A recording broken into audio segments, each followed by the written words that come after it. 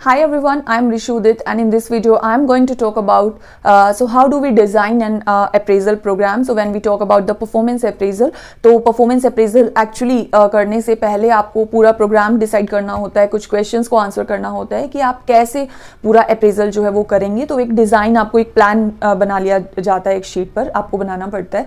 तो इस वीडियो में मैं वही प्लान वही डिज़ाइन आपको एक्सप्लेन करने जा रही हूँ. And actually this is a cutout video जो कि एक अप्रेजल प्रोसेस पे मेरा पूरा लॉन्ग वीडियो है, उसमें से ही मैंने कट आउट किया है ये पार्ट, ताकि वो व्यूअर्स जो सिर्फ इस प्रोग्राम को, इस डिज़ाइन को समझना चाहते हैं, वो इस वीडियो को चेकआउट कर सकें. और अप्रेजल के प्रोसेस को, अप्रेजल क्या होता है, अप्रेजल के मेथड्स को, प्रॉब्लम्स फेस्ड वाइल रेटिंग, इन सभी टॉपिक्स को भी आप समझना चाहते हैं तो आई वुड सजेस्ट कि आप चेकआउट करें मेरी वीडियोस को HRM प्लेलिस्ट में, या मैंने इस वीडियो के डिस्क्रिप्शन बॉक्स में भी लिंक्स डाल दिए हैं, कार्ड्स मैंने अटैच कर दिए हैं. So please go and check out those videos also. Now coming with this, only this step, designing an appraisal program, which is most important in the appraisal process. So starting with this is where you decide on many aspects. यहाँ जैसे आप देख भी सकते हैं मैंने कितनी चीज़ों को राइट डाउन किया है. आप ये सभी क्वेश्चंस के आंसर्स यहाँ पर अपने डिज़ाइन में डालते हैं कि हमें क्या क्या चीज़, कैसे पूरा आपका अप्रेजल कैसे होगा, वो सब आपका इस पॉइंट में समराइज कर दिया जाता है. So starting with the first one, formal versus informal. Now you will decide कि आपको अपना परफॉर्मेंस अप्रेजल जो है वो फॉर्मली या सिस्टमैटिकली करना है, या फिर आप वो एक इनफॉर्मली जस्ट वैसे ही करना चाहते हैं. इसका ये भी हो सकता है कि फॉर्मल जैसे अगर आप गवर्नमेंट ऑर्गेनाइजेशंस की बात करेंगे तो वहाँ पर कुछ सेट रूल्स एंड गाइडलाइंस हैं जिनको फॉलो करते हुए formally and within a specified time period हर साल जो है वो परफॉर्मेंस अप्रेजल्स होते ही होते हैं. वो रिपोर्ट्स जो हैं APR की वो जाती हैं एम्प्लॉयज़ की. बट अगर आप इनफॉर्मल अप्रेजल्स की बात करते हैं तो कुछ प्राइवेट एम्प्लॉयज़, सपोज किसी एम्प्लॉय ने रिसेंटली किसी ऑर्गेनाइजेशन को ज्वाइन किया है और उसका सुपरवाइजर जो है उसको ये लग रहा है कि he is not performing well and his performance needs to be reviewed. उसको बताने की ज़रूरत है कि वो क्या चीज़ सही कर रहा है और क्या उसे इम्प्रूव करने की ज़रूरत है. तो वहाँ पर वो सुपरवाइजर कुछ इनफॉर्मल लेवल पे या विदाउट एनी सेट स्टैंडर्ड्स भी उसका जो है परफॉर्मेंस अप्रेजल कर सकता है. Next is whose performance. So now the question is whose performance do we want to appraise और रिव्यू. ठीक है, यहाँ पर तीन चीज़ें आ जाती हैं. वन इज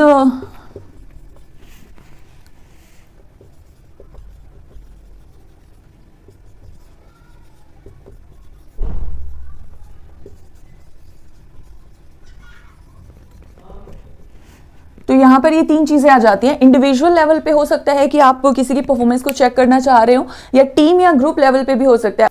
अब एक इंडिविजुअल उसकी हम डिफरेंट लेवल्स पर जो है वो परफॉर्मेंस को चेक कर सकते हैं. जैसे कि अगर उसकी हम इंडिविजुअल पोजीशन की बात करें तो उसकी क्या रिस्पॉन्सिबिलिटीज़ हैं और वो उसको कितना ज़्यादा अच्छे से निभा रहा है या वो कितना अच्छा परफॉर्म कर रहा है, तो वो हम इंडिविजुअल लेवल पर चेक करेंगे.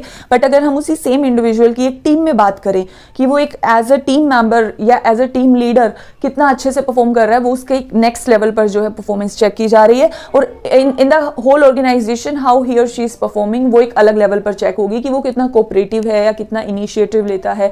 इस तरह की चीजें जब पूरे ऑर्गेनाइजेशन के रिस्पेक्ट में चेक की जाती है तो वो आपकी ऑर्गेनाइजेशन लेवल पे की जाएगी. तो हम बेसिकली इस क्वेश्चन में ये डिसाइड कर रहे हैं कि whose performance do we need to check. Next is who are the raters. Now हमने ये तो डिसाइड कर लिया कि हम किसकी परफॉर्मेंस को चेक कर रहे हैं, but the next question is कि कौन चेक करेगा, who will rate the performance.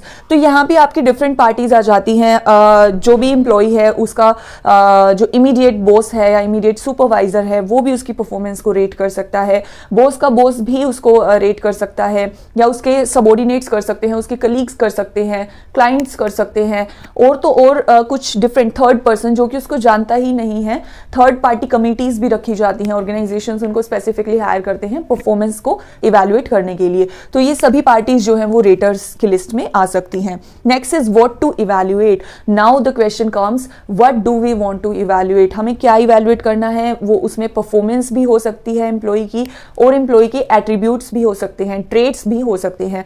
तो जहां मैं अगर परफॉर्मेंस की बात करूं तो वहाँ पर क्वालिटी एंड क्वांटिटी को चेक किया जा सकता है कि कितनी यूनिट्स उसने प्रोड्यूस की हैं या सेल की हैं. और अगर मैं क्वालिटी की बात कर रही हूँ तो वहाँ क्या हो जाएगा कि कितना अच्छा उसने एफिशिएंटली या इफेक्टिवली जो है उसने काम किया है, डिफेक्टिव यूनिट्स क्या हैं, उसके काम में कमियां कितनी हैं, ठीक है, इन सब से आप क्वालिटी चेक कर सकते हैं। और अगर मैं बात करूं एट्रीब्यूट्स की या ट्रेड्स की, तो कोई ईगर टू वर्क कितना है, या इसके अलावा इनिशिएटिव्स कितना लेता है, लीडरशिप क्वालिटीज़ उसकी कैसी हैं, पंक्चुअल रहता है या नहीं, इस तरह की चीज़ें जब चेक की जाती हैं, so they come under the attributes category. तो ये जो चीज़ें हैं वो हम सभी इवैल्यूएट कर सकते हैं एक एम्प्लॉय के बारे में।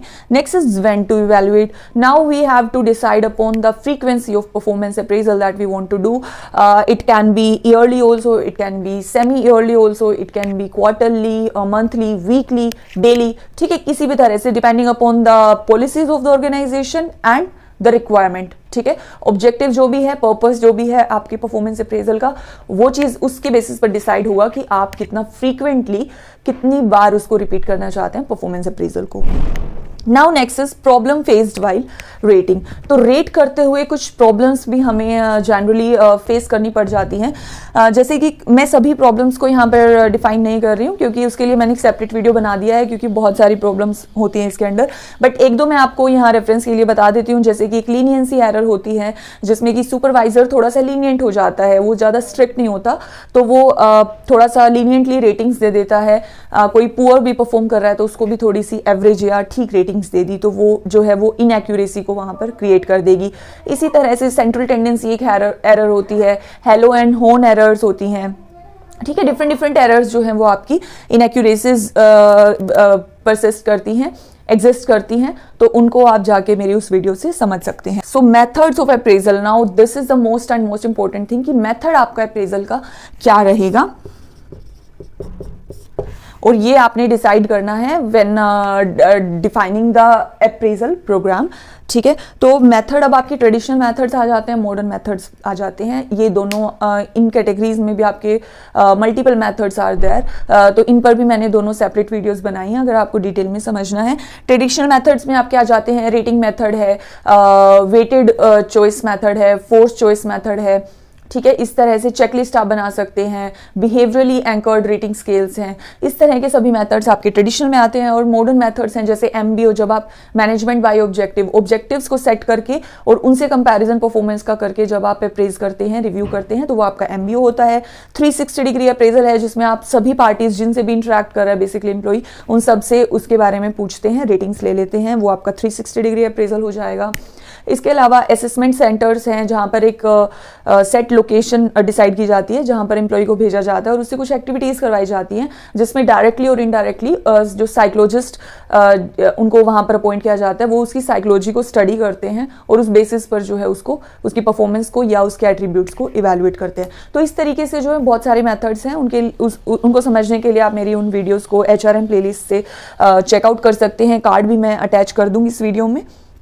If you like this video, please like, comment and share this video with your friends, and you may subscribe my channel for more of such videos on human resource management, statistics, research, UGC net and many topics you may find under playlist on my channel. So thank you for watching, and until my next video, keep learning.